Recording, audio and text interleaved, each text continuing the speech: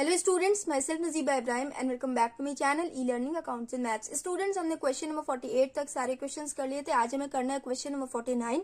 From the following information calculate cash flow from operating activities. Operating activities से हमें cash flow calculate करना है। Okay, तो देखिए क्वेश्चन में क्या क्या गिवन है। Surplus that is balance in the statement for profit and loss. Profit and loss का बैलेंस दिया हुआ है, लास्ट ईयर का और करंट ईयर का बैलेंस गिवन है। Inventory, trade receivables, outstanding expenses, goodwill, cash in hand and machinery, इन सबका opening balance and closing balance दिया हुआ है। Point first, a piece of machinery costing 50,000 on which depreciation of 20,000 has been charge was sold for 10,000। Students ध्यान दीजिएगा, यहाँ पे old लिखा हुआ है ना, एस यहाँ पे मिसप्रिंट हो गया है। ओके, आप लोग सोल्ड समझना है, इसे कंफ्यूज ना होना। ओके, इसका मतलब ये है एक मशीन का कॉस्ट था 50,000 जिसपे एक्यूमुलेटेड डेप्रिसिएशन लगा 20,000, उसे कंपनी ने 10,000 में बेच दिया। ओके, तो इस पे हमें ये कैलकुलेट करना है कि इस मशीन को कंपनी ने बेचा है तो इस पे कंपनी को प्रॉफिट हुआ है कि लॉस हुआ है। Okay, depreciation charge during the year was 18,000। During the year depreciation दिया हुआ है 18,000, मतलब करंट ईयर में कितना डेप्रिसिएशन लगा है वो गिवन है। Okay, point second, income tax 23,000 was paid during the year. During the year company ने 23,000 इनकम टैक्स पे किया। Point third, interim dividend paid during the year was 36,000। Interim dividend pay किया कंपनी ने 36,000। चलिए, सिर्फ हमें ऑपरेटिंग एक्टिविटी से cash flow calculate करना है ना, तो इसमें सबसे पहले नेट प्रॉफिट बिफोर टैक्स की एंट्री होती है, तो यहां लिखेंगे net profit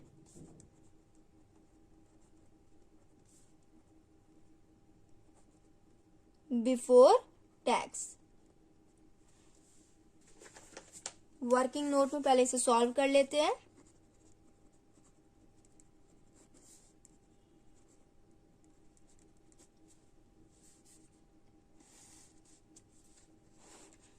profit and loss balance कितना दिया हुआ है।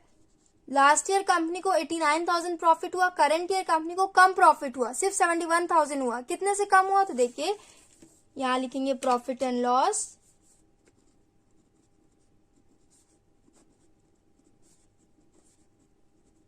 Current year minus previous year करते हैं ना, 71,000 माइनस 89,000, ये हो जाएगा ब्रैकेट में 18,000। नेगेटिव बैलेंस आया, मतलब कंपनी को 18,000 से लॉस हुआ करंट ईयर में। ओके, इसके बाद स्टूडेंट्स इसमें हम रिजर्व बैलेंस को ऐड करते हैं, तो वो तो गिवन है नहीं। डिविडेंड को भी ऐड करते हैं, तो यहां देखिए इंटरिम डिविडेंड लिखा हुआ है 36,000 करंट ईयर में कंपनी ने पे किया, तो यहां लिखेंगे ऐड इंटरिम डिविडेंड 36,000। उसके बाद स्टूडेंट्स इसमें हम प्रोविजन फॉर टैक्स की भी एंट्री करते हैं, तो बहुत ही ध्यान से आप लोग ये वाला पॉइंट सुनिएगा। ओके, देखिए आपके क्वेश्चन में प्रोविजन फॉर टैक्स का ना तो opening and closing balance given है, मैं यहाँ पे अच्छे से आपको लिख के दिखा रही हूँ क्योंकि ये बहुत ही इंपॉर्टेंट पॉइंट है। ओके, बहुत सारे बच्चे यहाँ पे कंफ्यूज हो जाएंगे। आपके क्वेश्चन में प्रोविजन फॉर टैक्स का opening balance and closing balance given है नहीं, ये गिवन नहीं है। ना तो करंट ईयर में कंपनी ने प्रोविजन में कितना अमाउंट ट्रांसफर किया ये गिवन है, मेड ड्यूरिंग द ईयर,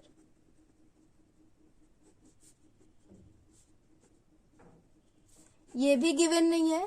आपके क्वेश्चन में सिर्फ इनकम टैक्स पेड गिवन है। ओके, सिर्फ ये गिवन है। तो क्वेश्चन ये आता है कि अगर इनकम टैक्स पेड सिर्फ गिवन हो तो हम सिर्फ इसकी एंट्री करें, इसकी एंट्री हम ना करें। आपने सॉल्यूशन में ऐसे ही किया होगा, आपने इनकम टैक्स पेड गिवन है तो एंड में आपने इनकम टैक्स लेस कर दिया होगा, तो आपका आंसर रॉन्ग आया होगा। तो बहुत ही ध्यान से आप लोग सुनिएगा, अगर आपके क्वेश्चन में प्रोविजन फॉर टैक्स गिवन ना हो, प्रोविजन फॉर टैक्स का opening balance and closing balance given ना हो, करंट ईयर में कंपनी ने प्रोविजन में कितना ट्रांसफर किया है ये भी गिवन ना हो, आपके क्वेश्चन में सिर्फ इनकम टैक्स पेड गिवन हो, तो उस केस में आप provision for tax made during the year, इसकी भी एंट्री आपको करनी बहुत जरूरी है। अगर आप इनकम टैक्स पेड की एंट्री कर रहे हैं तो आपको प्रोविजन फॉर टैक्स की भी एंट्री करनी होती है।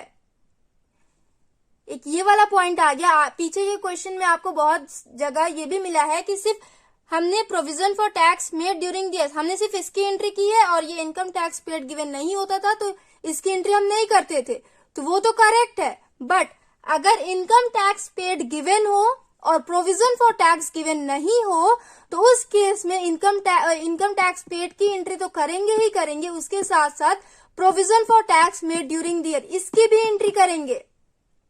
अब इसकी एंट्री क्या करेंगे तो ये भी बहुत ही ध्यान से सुनिएगा।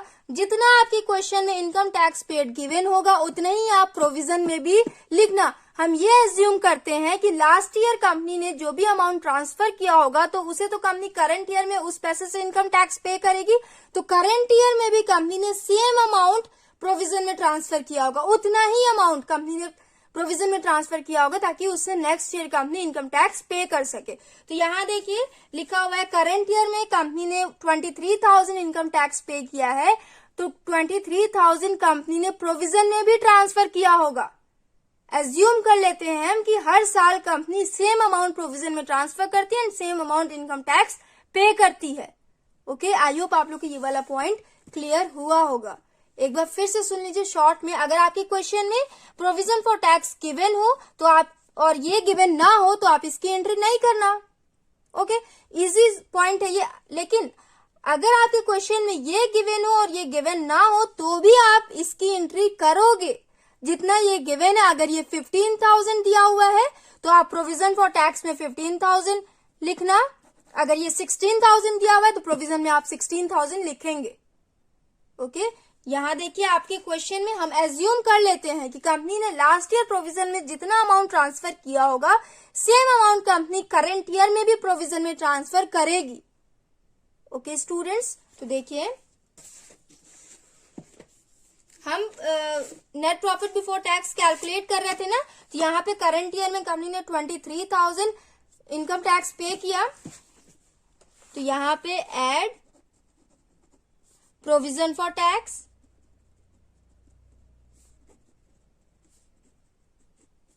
$23,000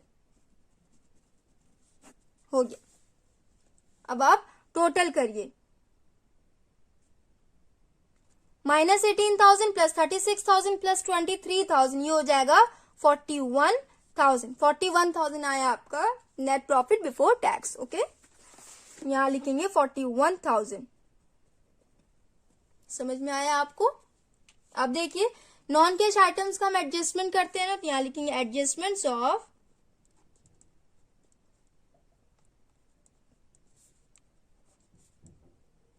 non cash items.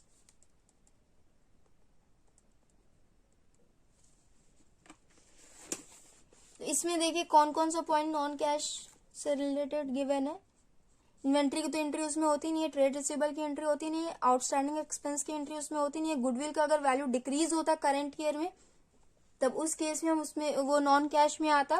Cash in hand की एंट्री उसमें नहीं होती, मशीनरी की भी उसमें एंट्री नहीं होती। अगर मशीनरी पर डेप्रिसिएशन लगाया गया है तो उसकी एंट्री होती है। तो यहाँ देखिए डेप्रिसिएशन लगा 18,000 ड्यूरिंग द ईयर, डेप्रिसिएशन की एंट्री होती है ना यहाँ पे, उसे हम ऐड करते हैं। यहाँ लिखेंगे ऐड डेप्रिसिएशन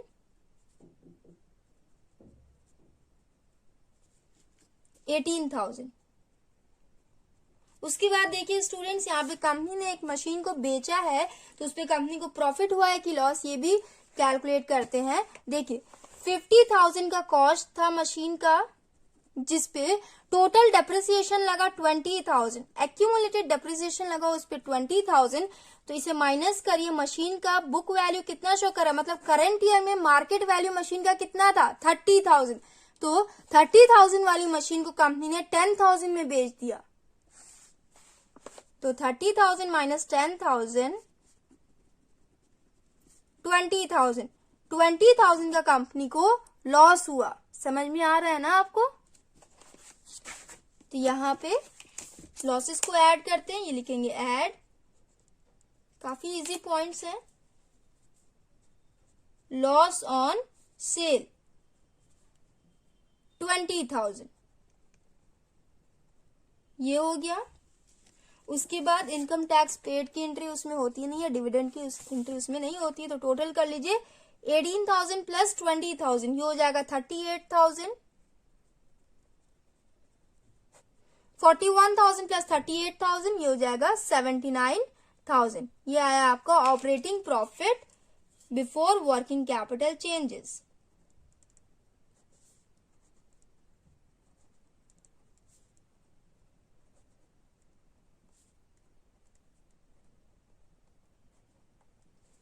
इसके बाद हम current asset and current liability का ट्रीटमेंट करते हैं ना, तो वो कर लेंगे। देखिए यहाँ पे सबसे पहले करंट एसेट दिया हुआ है इन्वेंट्री। लास्ट ईयर वैल्यू था 4,000, करंट ईयर वैल्यू इंक्रीज होकर 12,000 हो गई। तो जब भी करंट एसेट की वैल्यू इंक्रीज होती है तो उसे हम लेस करते हैं।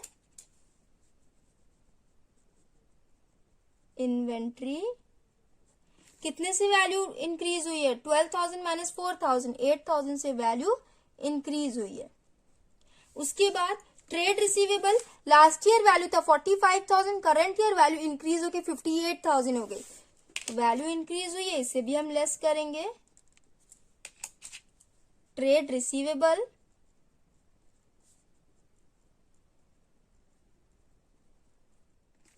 58,000 माइनस 45,000 ये हो जाएगा 13,000।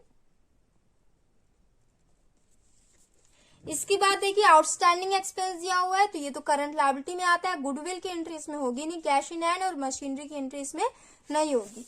बस तो ये से आप टोटल कर ले। 13,000 प्लस 8,000 ये हो जाएगा 21,000। उसके बाद करंट लायबिलिटी में सिर्फ एक ही पॉइंट गिवन है, आउटस्टैंडिंग एक्सपेंस। आउटस्टैंडिंग एक्सपेंस में देखिए लास्ट ईयर वैल्यू था 10,000, करंट ईयर वैल्यू इंक्रीज होकर 14,600 हो गई। तो जब भी करंट लायबिलिटी की वैल्यू इंक्रीज होती है तो उसे हम ऐड करते हैं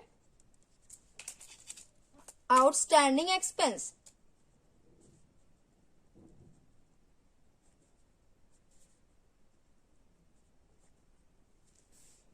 वैल्यू कितने से इंक्रीज हुई है? 4,600 से। 14,600 माइनस 10,000,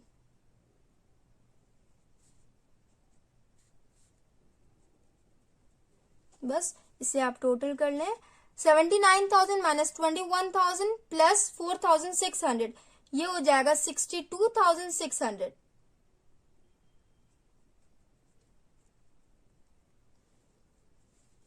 ये आया आपका cash from operating activities.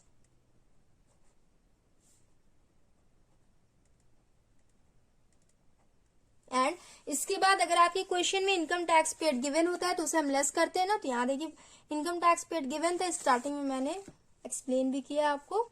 Less income tax paid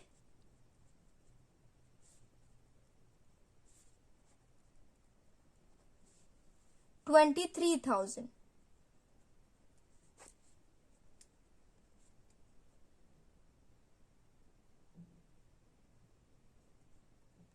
$39,600 ये हो जाएगा cash flow from operating activities. So students हमने क्वेश्चन नंबर 49 भी कंप्लीट कर लिया। प्लीज कोई भी बच्चे मुझसे ये ना पूछना कि मैम क्वेश्चन में प्रोविजन फॉर टैक्स तो गिवन था नहीं, तो आपने कैसे सॉल्व किया। बहुत ही डीपली मैंने आपको ये वाला पॉइंट एक्सप्लेन किया हुआ है। आई होप आप लोग को समझ में आया हो। सो स्टूडेंट्स नेक्स्ट वीडियो में हम नेक्स्ट क्वेश्चंस करेंगे। So if you like the video then please like and comment and do subscribe my channel. Thanks for watching.